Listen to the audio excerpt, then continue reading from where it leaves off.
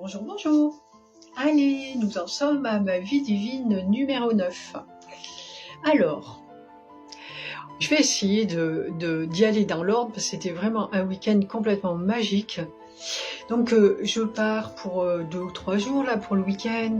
Je fais ma valise. Donc, je mets toutes mes affaires dans ma valise normale et je mets mon ordinateur aussi dans la valise. Il y a la valise et puis il y a une petite pochette au-dessus. Je glisse l'ordinateur portable dedans. Et j'habitais au premier étage en fait. Et je pars, je vais pour mettre ma valise dans la voiture, je crois, et peut-être récupérer d'autres choses. Je sais plus trop comment ça s'est passé. Ce que je sais, c'est que j'étais en haut des escaliers, j'ai commencé à les emprunter et mon ordinateur, il est sorti de la valise qui n'était pas fermée. Il a fait tous les escaliers. Waouh! Bon, d'accord. Je l'ai pris, je suis remontée, c'est surtout ça, je suis remontée pour voir ce qu'il en était. Et en fait, là, c'est pareil, je vois Ariel dans le canapé et qui était là, stoïque, et qui dit, on t'a dit comment il m'a dit, on t'a dit de tout nous lâcher, mais en vrai, faut en garder un petit peu quand même, tu vois. Parce que, ouais, effectivement, il m'avait dit, ben, lâche-nous les trucs, et voilà. Mais bon, ben, il y a quand même, dans la matière, t'as des choses à faire quand même. Donc, c'était ça, il me dit, on t'a dit de tout lâcher, mais faut regarder un peu. Oui, d'accord. Je vais faire attention.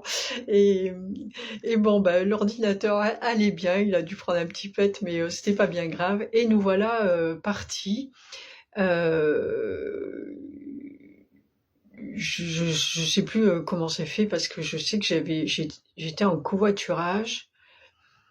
Et ça a été un voyage horrible. La dame, elle conduisait super mal sur l'autoroute, elle doublait à droite. J'avais jamais vécu un dépassement à droite sur l'autoroute.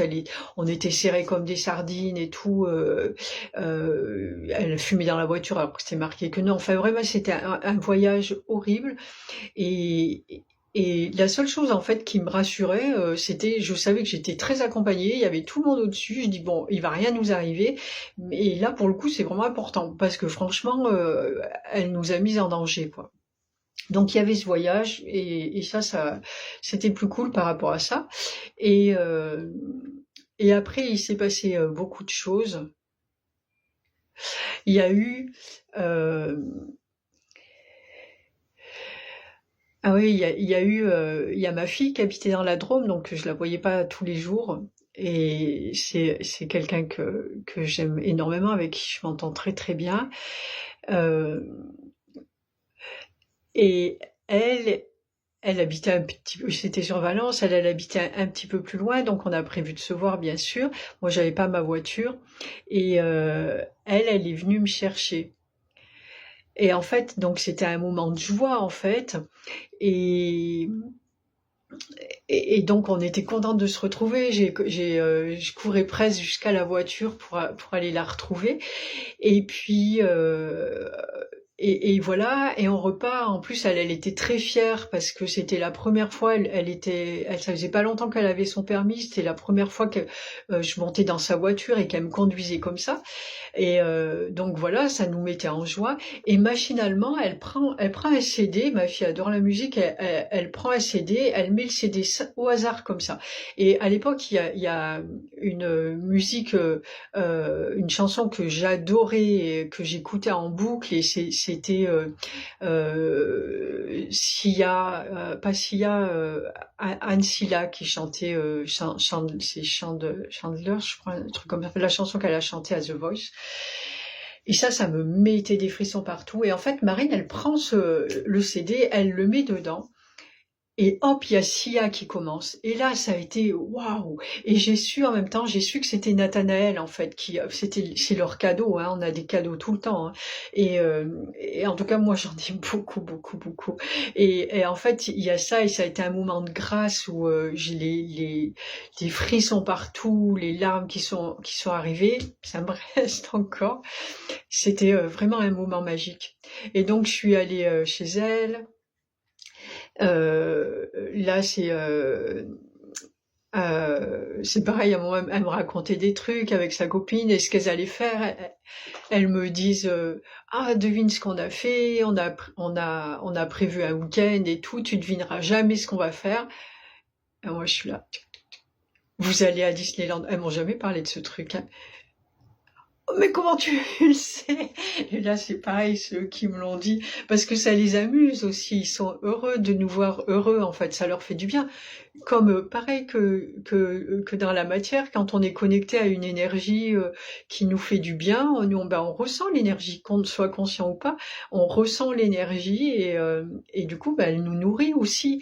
Et quand ils nous voient heureux, eux, ils le sont aussi, ça les nourrit, ça fait du bien, et donc ils nous ordonnent. Et c'est un échange comme ça qui est permanent et c'est magnifique.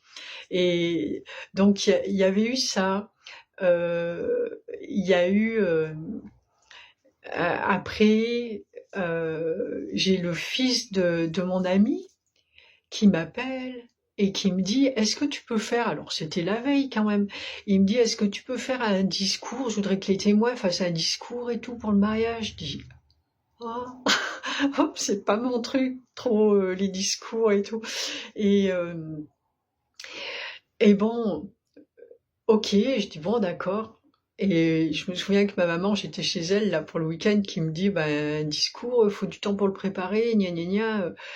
Bon d'accord, c'est pas grave. Et je demande à Nathanaël de me faire le discours et j'attends avec le crayon. Et je me souviens là aussi, ça c'est des moments importants parce que tu comprends comment il fonctionne aussi et puis surtout les idées préconçues qu'on a par rapport à tout et là en l'occurrence par rapport à eux. J'attends. Moi, je trouvais que j'attendais trop. Moi, dans mon esprit, il allait me pondre un... Là, en 2 secondes, je lui dis, vas-y, fais-le, c'est fait, parce que voilà. Non, il a pris le temps. Et je lui avais même dit, je manque pas d'air, je lui avais dit, tu sais, si tu y arrives pas, c'est pas grave, je peux demander à quelqu'un d'autre. Je sais qu'il est resté lui aussi stoïque là, et c'était ça en fait. C'est bon là, il répond même pas quoi. C'est bon, je vais même pas me donner la peine de répondre à ça. Il a continué, il m'a fait un discours que j'ai dit. Il y avait quelques lignes en fait que j'ai dites. Hein, je suis allée au milieu de tout le monde. En plus, je connais ces personnes quasi là-bas. Personne. Je suis allée au milieu de tout le monde et j'ai fait un discours qui était magnifique et le fameux fils de cet ami qui est venu me voir après, il me dit oh, je suis dégoûté, lui il a fait une tirade et il me dit je suis dégoûté, toi mon discours voilà il est passé totalement inaperçu à côté du tien, tout le monde a été adoré machin et voilà donc c'était un beau discours même s'il était percutant. Il y avait eu ça. Il y a eu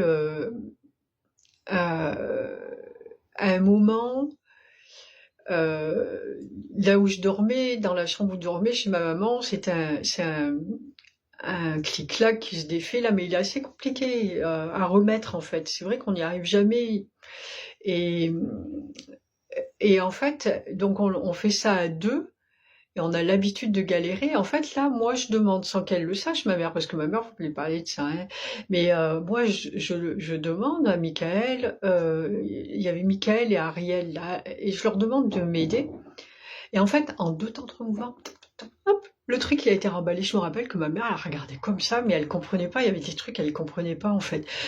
C'est bizarre quoi. C'était la première fois. Ça fait des années qu'elle a ce truc.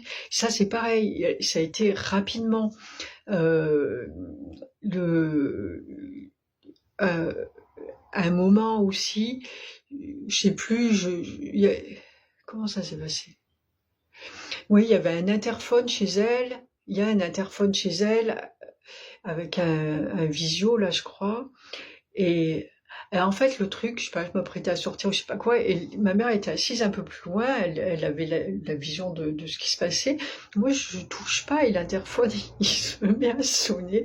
Et ils ont fait ça parce que c'était eux qui s'amusaient. Moi, je les ressentais, ils étaient là, tout joyeux. C'est des grands enfants, hein. et ils s'amusaient comme des fous en fait. Et puis le fait que ma mère elle soit interloquée comme ça les faisait marrer. Et, et en fait, ils m'ont fait sonner ce truc-là 3 ou 4 fois de suite comme ça. Et donc on rigolait en fait. Euh, Qu'est-ce qu'on avait fait là-bas? Et oui, Ariel aussi, on avait regardé le film de... Comment il s'appelle? Yann, Yann Arthus Bertrand, qui avait fait un film sur la nature. Là, on avait regardé ensemble le soir, je me souviens. Ariel était à côté de moi. Et je me rappelle, j'étais tellement concentrée, j'avais fait un bond, il me dit, mais tu es émotive ou je sais pas quoi. Ouais, c'est vraiment comme ça tout le temps. Et au mariage, en fait, ces amis-là, ils avaient un ami à eux, que je connaissais pas encore, mais dont ils m'avaient parlé, qui était magnétiseur, et qui travaillait avec les archanges, qui travaillait depuis 4 ans avec Michael notamment. Et je savais que j'allais le rencontrer, c'était important pour moi, c'était très important pour lui aussi. Et lui, en fait, il avait tout organisé pour le mariage. Il avait fait une table avec un ange. Chaque table avait un ange. Il devait y avoir quelque chose qui rappelait l'ange ou je sais pas quoi. Mais en tout cas, chaque table, il y avait un ange qui présidait, un des anges de la Kabbale. Il travaillait avec les anges de la Kabbale qui présidait chaque table. Donc il y avait plein d'anges. C'était à ce mariage. C'était une fête magnifique. Et en fait, ce monsieur, euh, il était à l'autre bout de la salle. Moi, j'étais à la table des mariés en tant que témoin, et lui, il était à l'autre bout de la salle. Et il est venu plus tard, et je sais qu'après, il m'a dit, j'attendais qu'il me donne l'autorisation de venir te voir, que c'était le moment. Donc, on a passé une bonne partie, puis après, il est venu, je crois, au moment du dessert ou quoi. Et à un moment, je me suis tournée, en fait, il était là, et je sais que mon amie, elle m'avait dit, elle lui avait dit, bah attends, je vais te la présenter ou quoi, mais enfin, il n'y a pas eu besoin, en fait. Chez nous, ça a été une connexion incroyable, et parce qu'on parlait de la même chose, et moi, c'est la première fois que je pouvais discuter vraiment avec quelqu'un qui savait de quoi je parlais, en fait, et il m'a amené plein de réponses. Euh, il, ça a matché tout de suite et il a commencé à me parler, à me donner plein de réponses à mes questions, etc. Enfin, ça a été vraiment une rencontre juste incroyable. Et après, il m'a dit, bon, on se rappelle un peu plus tard. Et par la suite, on s'est rappelé, lui, il m'a beaucoup aidé pour ce passage. Ce que je fais maintenant, moi, avec des gens, quand ils ont ces énergies qui descendent ou des poussées de Kundalini ou des gens qui comprennent pas, on m'envoie régulièrement des personnes pour que je les accompagne et que je les rassure parce que c'est très difficile de vivre tout ça tout seul. Il y a des gens qui se retrouvent dans je dirais des asiles, ouais, mais voilà, en psychiatrie ou quoi, hein, quand il n'y a pas d'entourage, quand on ne sait pas ce qui se passe et tout. Moi, j'ai rencontré des personnes qui se sont retrouvées en psychiatrie. Après, on leur met des cachets et tout. C'est pas la vie est un long fleuve tranquille hein, derrière. Hein. Quand on est pris dans cet engrenage, c'est compliqué. Donc régulièrement, on m'envoie des gens aussi pour cet accompagnement. Et donc ce monsieur, je vais pas dire son nom, parce que voilà, il m'a beaucoup aidé. Il m'a même dit, moi j'ai pas de sous, hein, il m'a dit c'est la première fois qu'on me demande d'accompagner quelqu'un gratuitement. Donc dès que j'avais besoin, je l'appelais, il m'expliquait les choses. Ça a été une rencontre magique là. Euh, donc voilà, ça c'était notre fameux week-end exceptionnel. Euh, je crois que j'ai rien oublié, j'ai raconté le principal, mais voilà, c'était la vie qui partait comme ça. Ma vie, elle est devenue juste incroyable en quelques semaines, en fait, en quelques jours et en quelques semaines, et c'est le début d'une histoire éternelle. Voilà, donc pour aujourd'hui, ça va aller aussi, et puis eh ben on continuera sur cette lancée la prochaine fois. À très bientôt. Ciao, ciao, merci de votre écoute.